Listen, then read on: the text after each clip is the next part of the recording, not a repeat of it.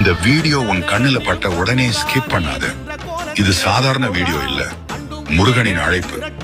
முருகன் மேல் உண்மையான நம்பிக்கை உள்ளவர்கள் மட்டும் இந்த வீடியோவை முழுமையாக பாருங்கள். வரப்போகும் ஏப்ரல் 1 தேதி பங்குனி உத்திரம் வர இருக்கிறது. இந்த நாள் மிகவும் சக்தி வாய்ந்த நாள். அன்னைக்கு நீ சரியாக வழிபட்டால் உன் வாழ்க்கையில பெரிய மாற்றம் நடக்கும். அன்று காலையில் பிரம்ம முகூர்த்த நேரத்தில் எழுந்து நன்றாக குளித்துவிட்டு முருகனுக்கு 6 தீபங்கள் ஏற்றி உன் மனதில் இருக்கும் ஆசையை நினைத்து வேண்டிக்கோ. விரதம் இருக்க முடிந்தவர்கள் விரதம் இருங்கள். முடியாதவர்கள் ஒருவேளை மட்டும் உணவு எடுத்துக் கொள்ளுங்கள். பழங்கள் சாப்பிடலாம். அன்றி 3 முறை கோயிலுக்கு சென்று முருகனை தரிசனம் பண்ணுங்க. பிறகு இந்த மந்திரத்தை குறைந்தது 10 அல்லது 37 முறை சொல்லுங்க.